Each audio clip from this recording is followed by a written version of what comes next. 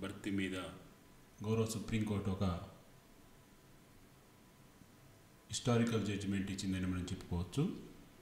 So ఈ మధ్యకాలంలో చాలా సందర్భాల్లో సుప్రీంకోర్టులో ఎస్పెషల్లీ కాంపిటేటివ్ ఎగ్జామ్స్ మీద వచ్చినటువంటి తీర్పులలో ఇది ఖచ్చితంగా ఒక భిన్నమైన తీర్పు అని మనం చెప్పుకోవచ్చు. ఎందుకంటే చాలామందిలో కొన్ని అపోహలు కూడా ఉంటాయి. అంటే ఒకసారి నోటిఫికేషన్ ఇచ్చి అందులో ప్రాసెస్ పెండింగ్లో ఉండగా రిజల్ట్స్ వచ్చి అపాయింట్మెంట్ ఇచ్చేస్తే ఇంకా వాళ్ళని ఫర్దర్గా వాళ్ళ మీద ఎటువంటి యాక్షన్ తీసుకోవాలన్నా కొద్ది కష్టమని, జరగదని ఎన్నో అపోహలు ఉండేది. బట్ వాటన్నిటికీ గౌరవ సుప్రీంకోర్టు ఎప్పుడు కూడా న్యాయమే గెలుస్తుంది అని మరోసారి గట్టిగా పునరుద్ధరించిందని మనం చెప్పవచ్చు. సో ఇక వివరాల్లోకి వెళ్తే డైరెక్ట్గా మనం టాపిక్లోకి వెళ్దాం. సో మీరు ఇక్కడ స్క్రీన్ మీద చూడొచ్చు, ప్రభుత్వ ఉద్యోగాల భర్తీ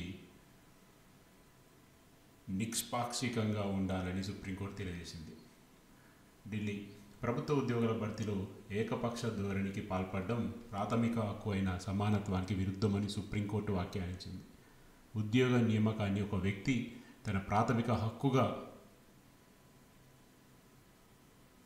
కోరడం అంత మాత్రాన ప్రభుత్వం తన ఇష్టానుసారంగా వివరించవచ్చు అనే అర్థం తీసుకోకూడదని స్పష్టం చేసింది. ఈ మేరకు గౌరవ ధర్మాసనం జార్ఖండ్ హైకోర్టు నిర్ణయాన్ని సోమవారం సమర్థించింది. అంటే ఇది ఆల్రెడీ జార్ఖండ్లో ఉన్నటువంటి కేసు. అక్కడ హైకోర్టు కూడా ఇదే హెడ్డింగ్ని సమర్థించింది. సో అక్కడ జడ్జిమెంట్ వచ్చిన తర్వాత దాని మీద ఎవరికైతే అన్యాయం జరిగిందో వాళ్ళు అప్పీల్కి సుప్రీంకోర్టుకి వెళ్ళడం జరిగింది. సో మనకి ఇప్పుడు ఆ జార్ఖండ్లో కేసు డీటెయిల్స్ ఏంటంటే, అసలు ఓవరాల్గా ఈ కేసు డీటెయిల్స్ 4వ తరగతి ఉద్యోగుల నియామకానికి జార్ఖండ్లోని పలాము జిల్లా యంత్రాంగం 2010లో జారీ చేసిన ప్రకటనను హైకోర్టు కొట్టివేసింది. అప్పటికే ఎంపికైన వారు ఉద్వాసనకు గురై సుప్రీంకోర్టును ఆశ్రయించారు.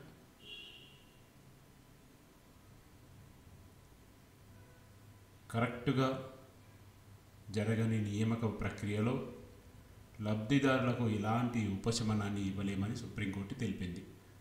దొడ్డిదారిన లబ్ధి పొందిన వ్యక్తి వారి వరకు వచ్చేసరికి సముచిత స్థానం కోసం అడగడం తగదు అని ధర్మాసనం తెలియజేసింది.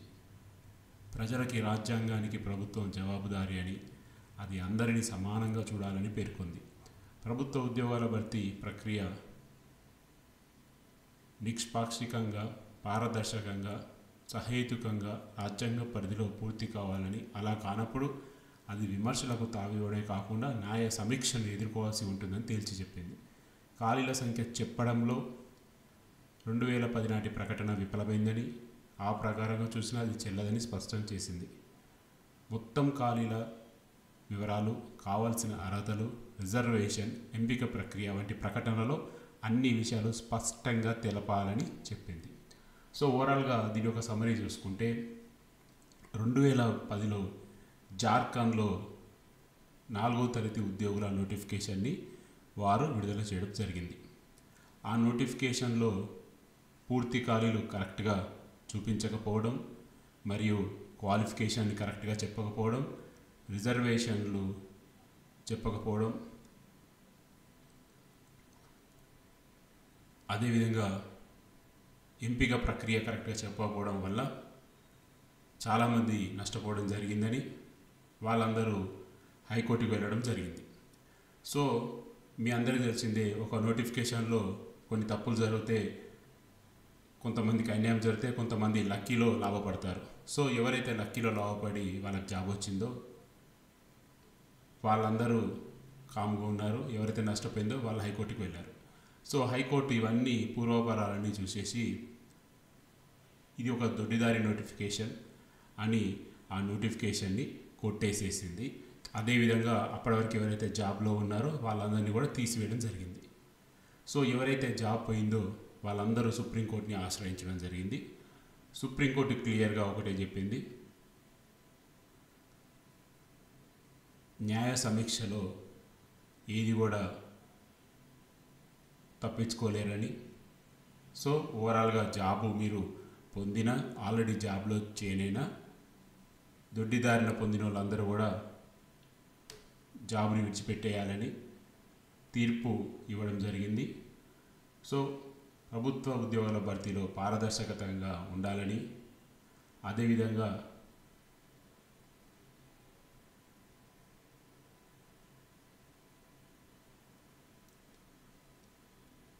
నోటిఫికేషన్ ఇచ్చేటప్పుడే అన్ని వివరాలు చాలా పాయింట్ టు పాయింట్ క్లియర్గా మెన్షన్ చేయాలని చెప్పడం జరిగింది. సో డెఫినెట్లీ ఇది ఒక హిస్టారికల్ జడ్జిమెంట్గా అనే చెప్పుకోవచ్చు. ఎందుకంటే న్యాయ సమీక్షకి ఎంత విలువ ఉంటుంది అని మరొకసారి చెప్పడం జరిగిందని మనం చెప్పుకోవచ్చు. సో చాలామంది అభ్యర్థులకి ఒక డౌట్ ఉంటుంది, మరి తెలంగాణ గ్రూప్ 1లో చాలా జరిగాయి, మరి దానికి ఎందుకు ఈ విధంగా రాలేదు అని. సో కొన్నిసార్లు అనేది అది ముందు రావచ్చు, కొన్నిసార్లు లేట్ రావచ్చు. సో ఓవరాల్గా ఏంటంటే ఖచ్చితంగా ఒక్కసారి ధర్మాసనం కరెక్ట్గా దాన్ని చూసేదంటే డెఫినెట్లీగా ఇలాంటి జడ్జిమెంట్లు పునరావృతం అయ్యే అవకాశం ఎక్కువ ఉంటుంది. బట్ ఓవరాల్గా దొడ్డిదారిన వచ్చిన వారికి ఏదో ఒక రోజు ఎప్పుడోసారి ఇలాంటి ప్రాబ్లమ్స్ ఫేస్ చేయాల్సి ఉంటుందని తీర్పు అయితే చెప్తుంది. మరి చూడాలి రానున్న రోజుల్లో తెలంగాణ గ్రూప్ 1లో ఏమైనా మిరాకిల్ జరుగుతుందా లేదా అన్నది. సో ఇది ప్రస్తుతానికి ఉన్నటువంటి అప్డేట్స్.